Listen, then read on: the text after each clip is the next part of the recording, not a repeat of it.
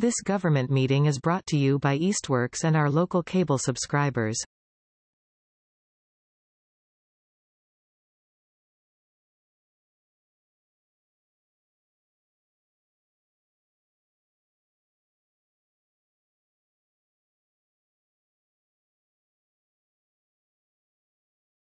Call the meeting to order. I don't think we don't do a roll call, right? I just write that. And I guess because Ben's not here, I'll take the notes today. So we have Maureen and as a non-voting participant, and then the two of us.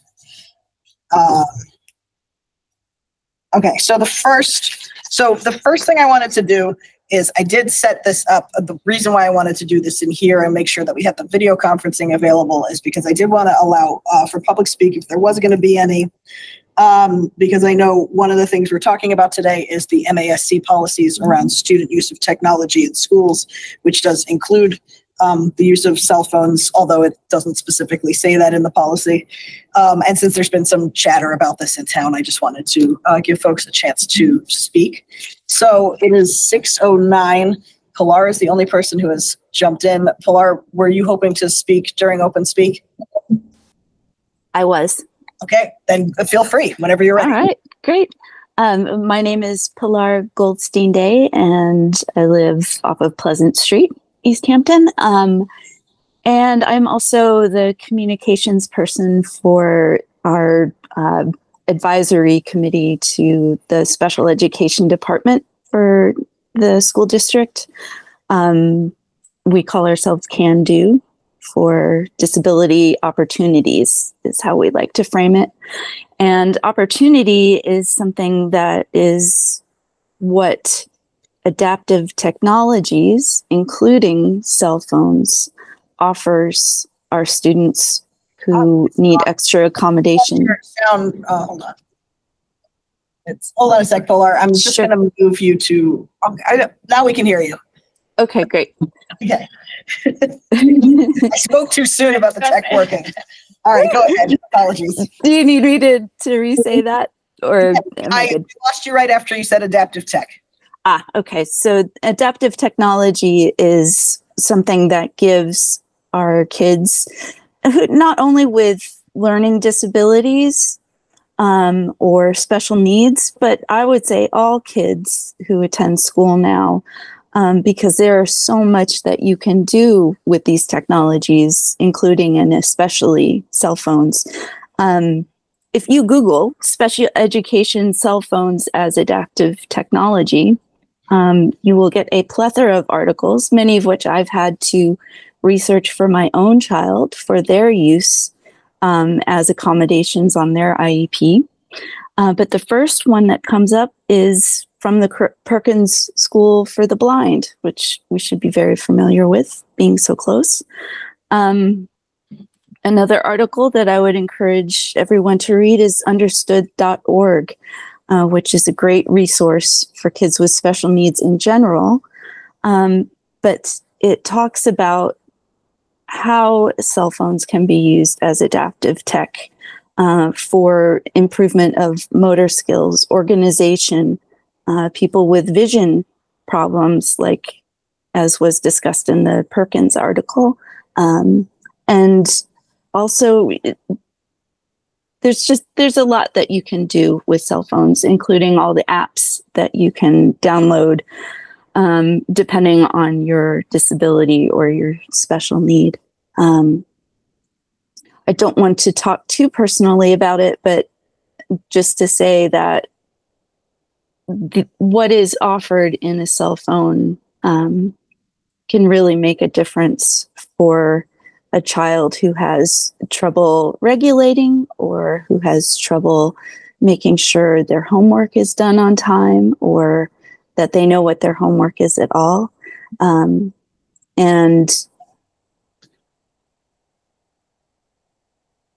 perhaps I would say, for a child that maybe has trouble focusing, even being able to play music through earbuds at different points during the day in the classroom can make a difference between a D or an A. on a paper, for example, because they can't tune out all the voices that are happening in the classroom.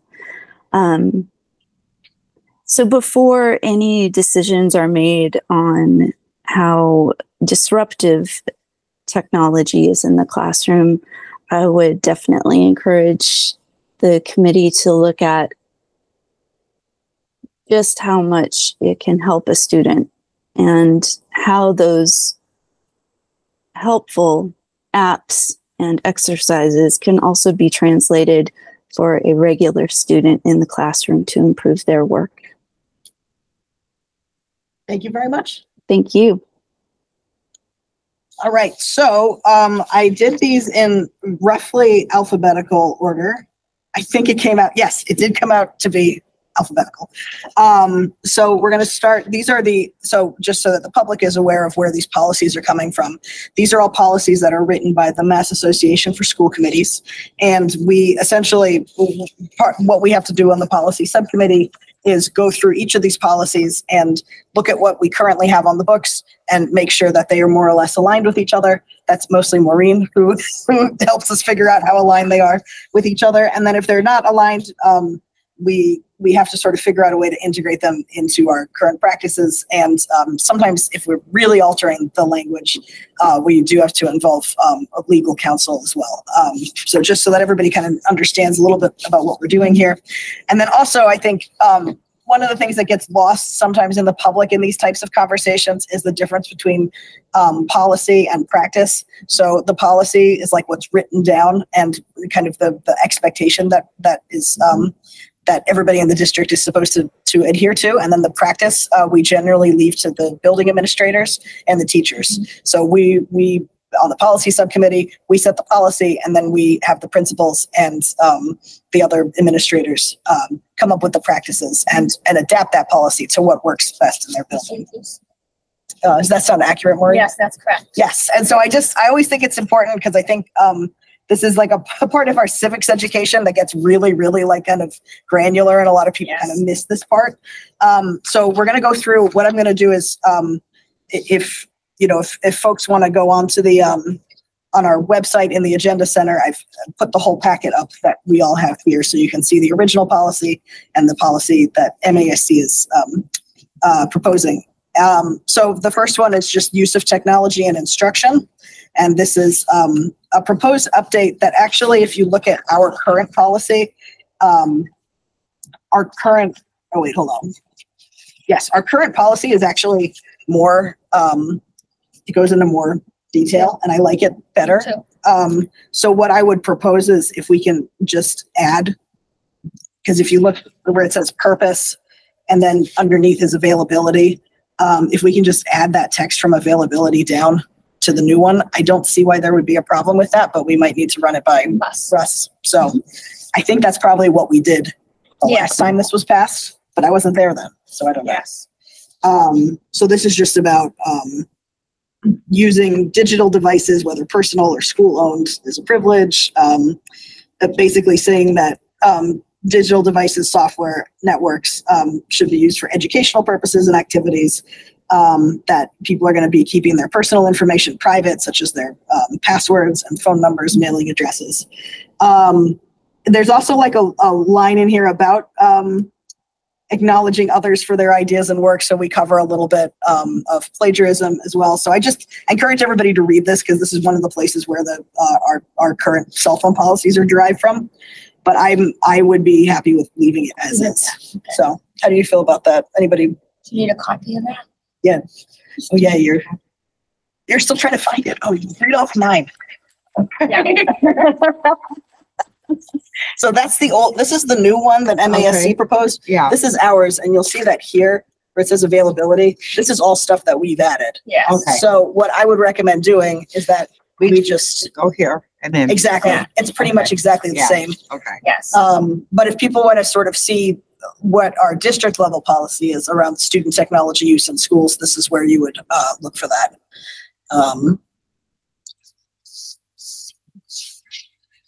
Okay. I'll let you read it.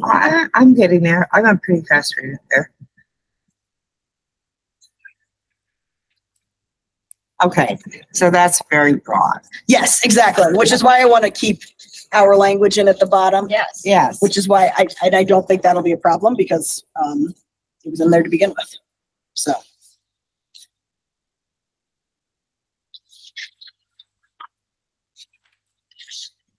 And for those of you who are interested as well, I always feel like I'm talking to like a ghost when I do this, but you never know who's watching later. That's right. I did include in the packet for tonight the 2 cell phone policies from the high school and from Mountain View School, and both of them are like pretty straightforward. That student devices like cell phones are not to be used not to be out during the day, either at school or on the bus.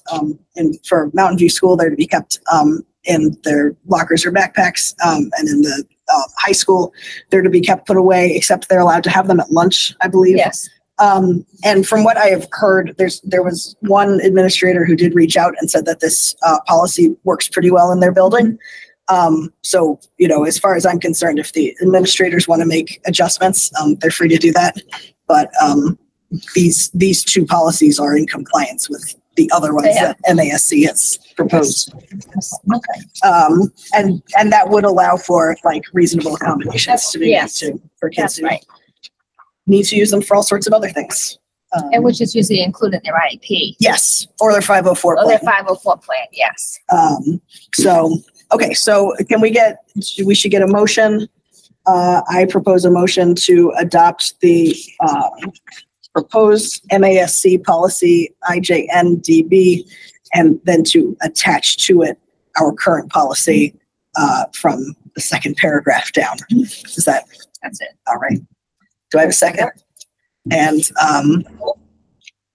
I don't know what just happened there. Oh, low power charger connected. Second. Okay, so Linda seconds, which I think is going to be the theme tonight. And all in favor? Aye. Aye. All opposed? Abstaining is nobody. So first motion. I have to remember to write this down because Ben isn't here. Did you want to also send it to Russell? Right. Oh yeah, we'll send it to Russell. That's a good idea. Sure, but I don't think it'll be an issue. No, no issue. All right, so the next one is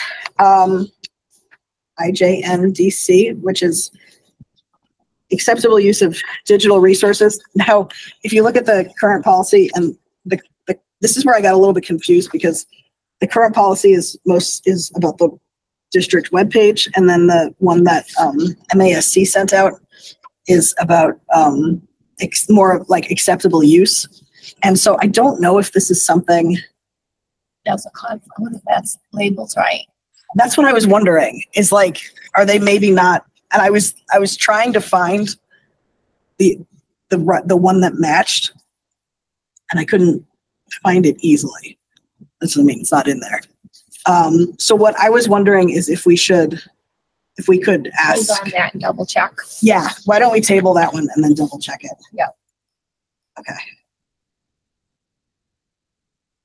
And then the next one was IJND. Oh, we already did that one. Hold on, I gotta go back to my. I had so many problems with these IJND, Yes, so many IJN. of them. I can't stand it. It's like not set up for people who think the way that I do. All right, so the next one I have is JICJ, which is student use of technology in schools, which is another area where you'll find kind of pieces of our current cell phone policies. And this is a proposed policy by MASC. I don't believe we actually have it's a new one. We don't have a JICJ one yet. So this basically says that technology is an important part of students being prepared for adult life. As such, the student use of technology part of their education is to be encouraged, as teaching students appropriate use of technology is part of the responsibility of the district. So it says that all students have to sign a digital use form developed by the superintendent in conjunction with the director of technology, and that the form must also be signed by parents and guardians of students under age 18. And that students shall utilize digital resources in a responsible, efficient, ethical, and legal manner.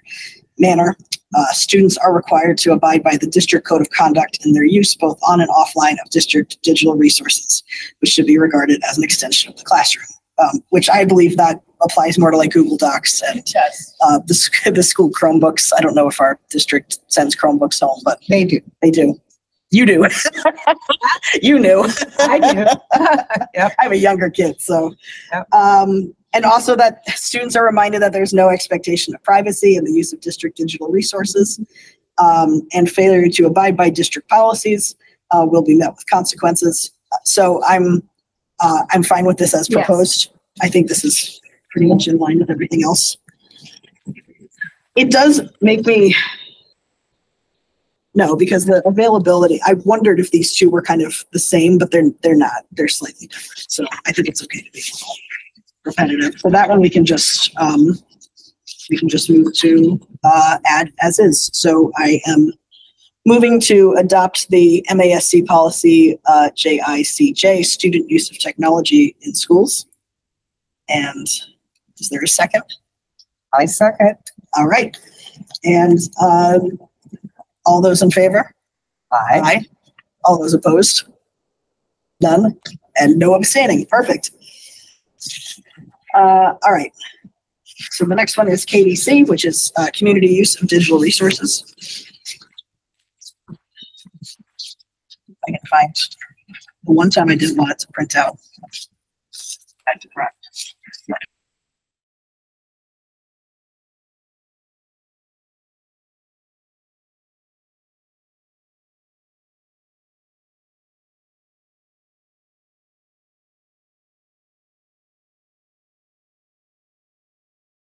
This government meeting is brought to you by Eastworks and our local cable subscribers.